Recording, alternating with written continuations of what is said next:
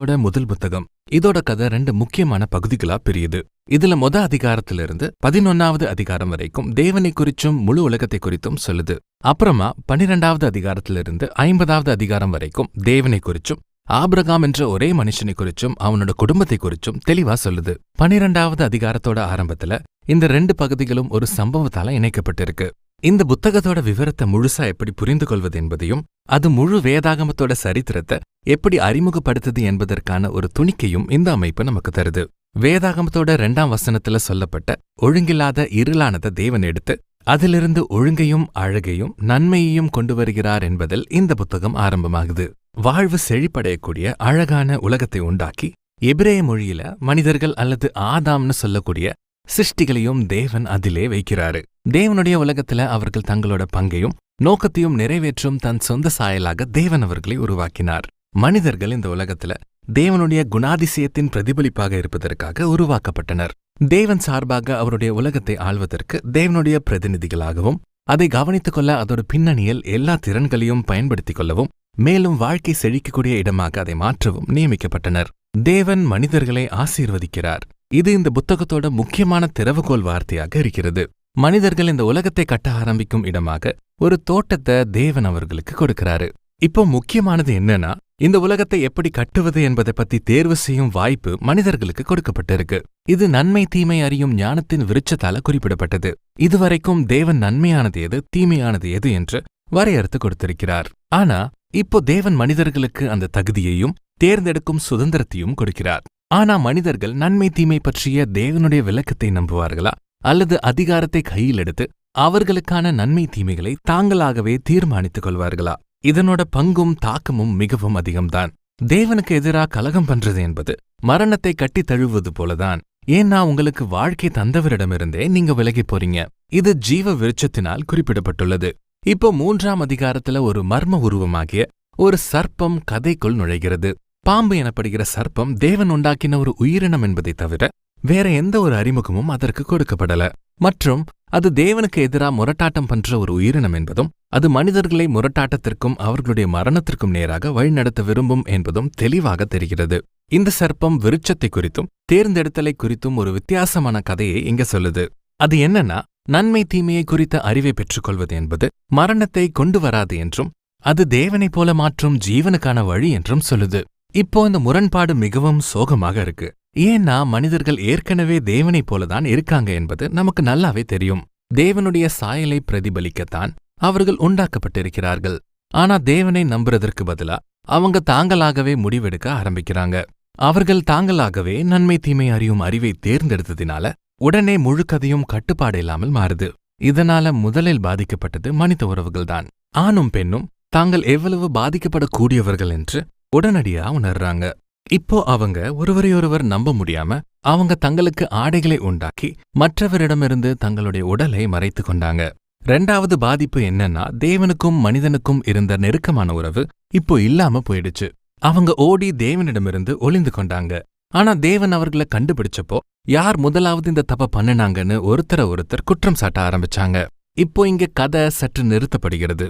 இங்க தேவன் சர்ப்பத்திற்கும் மனிதர்களுக்கும் அவங்க செஞ்ச காரியத்திற்கான விளைவுகளை சொல்லும் ஒரு தொடரை பார்க்கலாம். சர்ப்பத்திற்கு இது இப்போதைக்கு வெளிப்படையான வெற்றியாக இருந்தாலும் அது தோற்கடிக்கப்பட வேண்டியதும் மண்ணை தின்பதும் தான் அதற்கு விதிக்கப்பட்டது என்று தேவன் முதலாவதாக சர்ப்பத்திடம் கூறினார். ஒரு நாள் விதை அல்லது வித்து என்ற அர்த்தமுள்ள சந்ததி பெண்ணிடமிருந்து தோன்றும் என்றும் சர்ப்பத்தின் தலையை நசுக்குவதற்காக பெண்ணிடமிருந்து புறப்படும் என்றும் தேவன் வாக்குத்தத்தம் பண்ணுகிறார். இது ஒரு சிறந்த செய்தியாக தெரிகிறது. ஆனால் இந்த வெற்றி ஒரு விலைக்கிரியத்தோடு தான் வரும். என்னன்னா, இந்த சர்ப்பமும் கூட நசுக்கப்படும் போது அந்த சந்ததியினரின் குதிங்காலிற்கு ஒரு தாக்கத்தை ஏற்படுத்தும். இது காயமடைந்த வெற்றியாளரின் மிகவும் விசித்திரமான வாக்குறுதியாகும். ஆனா இதுவரை நடந்த இந்த வரலாற்று சம்பவங்களில் தேவனுடைய கிருபையின் செயலா நீங்க இதை பார்க்கலாம். மனிதர்கள் முரட்டாட்டம் பண்ணுறாங்க. தேவன் என்ன செய்ய போகிறார்? அவர் அவர்களை விடுவிப்பேன் என்று வாக்குத்தத்தம் செய்கிறார். ஆனா இது மனிதன் எடுக்கும் தீர்மானங்களினால் வரும் விளைவுகளை மாற்றாது.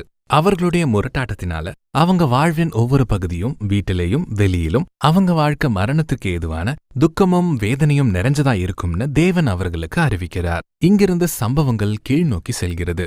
3ஆம் அதிகாரத்திலிருந்து 11ஆம் அதிகாரம் வரை முரட்டாட்டத்தின் விளைவையும் ஒவ்வொரு சூழ்நிலையிலும் மனித உறவுகள் பாதிக்கப்படுவதையும் காண்பிக்கிறது. காயின் மற்றும் ஆபேல் என்கிற 2 சகோதரர்களை குறித்த சம்பவத்தை காணலாம். காயின் அவனோட சகோதரன் மேல அதிகமா பொறாமைப்பட்டதால அவனை கொலை செய்யணும்னு விரும்பினான். தேவன் அவனை சோதனைக்கு உட்பட வேண்டான்னு எச்சரிச்ச பிறகும் அவன் அது செய்யறான். அவனை வயல்ல வச்சு கொலை செய்யறான். அப்புறமா காயின் வன்முறையும் கொடுமையும் நிறைஞ்ச பட்டணத்தை கட்டுறதுக்கு போறான். இந்த எல்லா காரியங்களும் லாமேக்குடைய கதையில் அடங்கியிருக்கு. வேதாகமத்துல அதிகமான மனைவிகளை வச்சிருந்த முதல் மனுஷன் இவர்தான். அவன் அவர்களை ஏதோ சொத்துக்களைப் போல சேர்த்து கொண்டே போனான். அப்புறமா காயினை விட இவன் எவ்வளவு கொடூரமும் பழிவாங்கும் எண்ணமும் உள்ளவன் என்பதை சொல்லி பாடலே பாடுறான். இதுக்கப்புறம் தேவகுமாரர்கள் குறிச்சு ஒரு கதையை நாம பார்க்கிறோம். இவர்கள் பொல்லாத தூதர்கள் அல்லது தாங்கள் கடவுளின் சந்ததி என்று சொல்லிக் கொள்ளும் பழங்கால ராஜாக்களை குறிப்பிடுகிறது. லாமேக்கை போல அவர்களும் அவர்களின் ஆசைப்படி பல மனைவிகளை வைத்துக்கொண்டு பெரிய சேனையான நெஃபிலிம் என்று சொல்லப்படும் ராட்சதர்களை பெற்றெடுத்தார்கள். எது சரியா இருந்தாலும் காரியம் என்னன்னா, தேவனுடைய உலகத்தை வன்முறையாலும் கொடுமையாலும் நிரப்பும் ராஜ்யத்தை மனிதர்கள் எழுப்பினார்கள். இதோட விளைவுதான் தேவன் தன்னுடைய உள்ளமுடைஞ்சு அதிக வருத்தப்படுகிறார் என்று நமக்கு சொல்லப்பட்டிருக்கு. மனுக்குலம் தேவனுடைய உலகத்தை கெடுப்பதோடு ஒருவரையொருவர் கெடுத்துக் கொண்டார்கள். அதனால தேவன் அவருடைய உலகத்தின் நன்மைகளை பாதுகாக்க வெள்ளத்தால் மனித இனத்தின் தீமைகளை கழுவி சுத்தப்படுத்துகிறார். ஆனா தேவன் குற்றமில்லாத ஒரு மனிதனாகிய நோவாவையும் அவனோட குடும்பத்தையும் பாதுகாப்பதோடு அவனை புது ஆதாமா ஏற்படுத்துறாரு. அவனுக்கு மறுபடியும் ஆவிக்குரிய ஆசீர்வாதத்தை தந்து இந்த உலகத்திற்குள்ள போகும்படி அனுப்புறாரு. அதனால நம்முடைய நம்பிக்கை மிகவும் அதிகமா இருக்கு. ஆனா அதுக்கப்புறம் பார்த்தா நோவா தவறிடுறாரு. அதுவும் ஒரு தோட்டத்தில்தான். அவன் போய் ஒரு திராட்சை தோட்டத்தை உண்டாக்கி அவனோட மனம் போன போக்குல குடிச்சான். அப்புறம் அவனோட மகனாகிய காம் அவங்க கூடாரத்துல தன் தகப்பனுக்கு ஒரு அவமானமான காரியத்தை செய்றான். அதனால இங்க நம்முடைய புதிய ஆதாம் முந்தைய ஆதாம் போலவே நிர்வாணமாகவும் வெட்கத்தோடும் இருக்கிறாரு. மறுபடியும் கீழ் நோக்கி ஒரு வீழ்ச்சி ஆரம்பிக்குது. இவையெல்லாம் பாபிலோன் நகரம் தோன்றுவதற்கு வழிவகுத்தது. பழங்கால மெசபெத்தேமியா ஜனங்க அவங்க கிட்ட இருந்த செங்கல் ஆகிய புதிய தொழில்நுட்பத்தை கொண்டு வந்தாங்க. இப்போ இவங்க இதுவரை யாரும் இதுக்கு முன்னாடி செய்யாத வகையில நகரங்களையும் கோபுரங்களையும் ரொம்ப பெருசாவும் சீக்கிரமாவும் உருவாக்க முடியும்.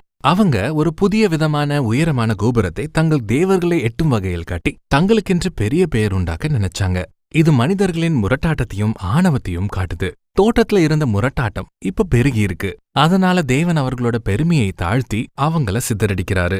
இப்போ இது பல சம்பவங்களின் மாறுபட்ட விஷயம்தான். ஆனா இவையெல்லாம் ஒரு அடிப்படை காரியத்தை தான் ஆராய்கிறது. தேவன் மனிதர்களுக்கு அவருடைய உலகத்துல நன்மை செய்யும் வாய்ப்புகளை தொடர்ந்து கொடுத்து கொண்டே இருக்காரு. ஆனா மனிதர்களோ தொடர்ந்து அதை கெடுத்து கொண்டே இருக்கிறாங்க.